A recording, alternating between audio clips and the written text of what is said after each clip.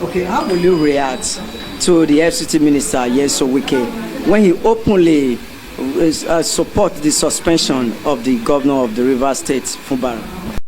All right, guys, before I guys take a listen to what Sowore replied to that question I was asked, what do you think about it in the comment section? But to me, I'll keep on saying it that what happened in the Rivers State is a political interest between Tinubu and Wike. Tinubu is trying to please Wike, and that's exactly what you hear in this video. Like I said, what happened there is a plan for the upcoming election. They want to make way for anything that will distract them from doing what they do best in the Rivers State. So let me get your views in the comment section as we watch this video, guys.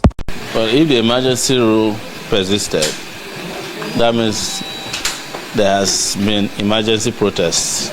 An emergency protest cannot end emergency rule. Protests have to be very well planned and sustained. There has to be organic too. So maybe the people who are doing the protests should find out a way to do real protests. And the kind of protest that can end the emergency rule. Yes. Yeah. So how do you think the protest can go to end that emergency rule in Rivers State? We won't just get involved in a protest for the sake of protesting. It will be because there's a larger goal that it serves in our revolutionary desire to change Nigeria. For instance, our organization cannot fight between two thieves. Wike and Fubara are birds of the same feather. So, based on principle, we can take a position that we are opposed to the emergency rule because it's of course unconstitutional, it's illegal, it's illegitimate and very, very unpopular. But we cannot in any way support either of these guys. That's our problem.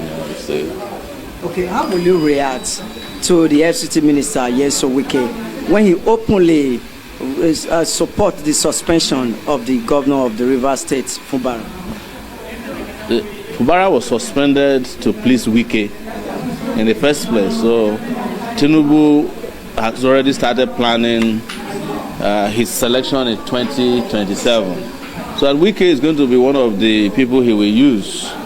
You know, Wike is the only politician in Nigeria today that belongs to more than one political party. He's a member of PDP and also a member of the APC. And a member of some other parties that you may not have heard of. So there is a very strategic move on their part to destabilize Rivers, give Wike the opportunity he needs in Rivers to flex his muscle, to empower him at the detriment of the people of Rivers for political expediency. You saw what they did. The first thing they went after was to give the sole administrator the chance to be spending money. I heard they spent already 300 billion naira. You can imagine the person who was elected or selected by the people had not been allowed to even present a budget. The man who was appointed by the president has already had access to a budget and is spending like water. The people of Rivers State have not tasted a drop of pure water since the sole administrator came. So, but our position, as you know, is that these distractions have to end. Nigerians have to unite and end this rubbish. This is what we have told Nigerians. The Tinubu regime came to bury Nigeria after Buhari killed it. And people are still playing along with them. I don't know what is wrong with Nigerians. We are not playing. That's why we are not engaging in all this side hanky-panky about protests. When we are ready and when Nigerians are ready, we are interested in a revolution. We have made that very clear. Because that's what can end this nonsense in our body politic. Is there any hope for the opposition in 2027? Not the kind of opposition where people like El-Rufai, no, those ones are not opposition. Those ones are coalitions of hungry people. So, and when the time comes, the moment they are offered what they want, they'll go back to where they came from. Yeah, so that's why you don't say, because the APC was a coalition. Did you forget? And that's still where they put us. And the people who are asking to form another coalition are former APC members. In fact, most of them are Buhari cabinet members who are supposed to be in prison. They are forming coalitions. Instead of, they should be in prison forming a union of prisoners. So what do you expect from that? So, yes. The insecurity is really is of the head again. Yes. We're having killings in parts of the country. But what solution would you prefer, or you prefer rather, to the federal government? I'm not in the business of advising any of these regimes. They have failed, and we have told the Nigerian people, you advise them, they don't listen to advice. They are not here to take your advice. They came here to take care of business, their own personal and private business. What would you do if you are in their position? If I was in their position at this time, there will not be Boko Haram anymore. There won't be bandits, because you have to solve the problem by attacking the root cause of the problem. Okay. The root cause of the problem of insecurity is first and foremost economic inequality. That's the first reason why there are plenty of hands to be used as the workshop of the devil. And then the second aspect of it is to get our security agencies to do what security agencies do, not to be aiding and abetting criminality. You cannot have an IG, and I know you guys love to talk about the IG, Inspector General of Police, who is tired and have retired. You keep him in office, and you expect insecurity to end. It will not end. You have all these military generals who don't go to war. And it's only in Nigeria that somebody who has never fought a war before will become a general in the army, based on the number of traditional rulers he knows or the GO of his church. That's how they become generals in Nigeria, not because they go to war. If you see an Israeli general, it's because he has fought a war before. If you see an American general, he has been to Afghanistan, he has fought in Iraq, even though those wars might be wrong. But they have gone to war. But in Nigeria, you call these businessmen generals, they are all building estates in Abuja. They don't go to the war front. They don't know what's going on there. They are the ones who are happy that the insecurities are coming. So that is why you see this happening. You ask army to be doing traffic work on the streets. The police is not doing anything. The solution we are profiling is for the Nigerian people, first and foremost, to choose the real leaders who should govern them. Because the legitimacy of the government is also very important. For instance, it is the Nigerian government that goes to the southeast to go and militarize it. It's the Nigerian government that refused to release Nnamdi Kanu, something that would have solved a big problem. And then instead of releasing him, you go and put army in the east. Every kilometer in the east, there are army checkpoints. But after 100 kilometers in the north, you can't find the army. There was a man in Katsina who said there are only 5 guns in the local government in Katsina state. But why is it not the same in the southeast? So these things are deliberate. That's what I'm telling you. These are deliberate efforts on their part to undermine Nigeria. And I've said it very clearly. Those who are in power love the fact that they want to manage little territory, because that way they are not responsible for the territories. So they allow these issues to fester. But you cannot solve the problem without addressing the fundamental problem of leadership. Leadership is key in every sector.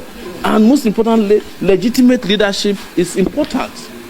When you don't vote for people and they lord themselves over you, you don't respect them.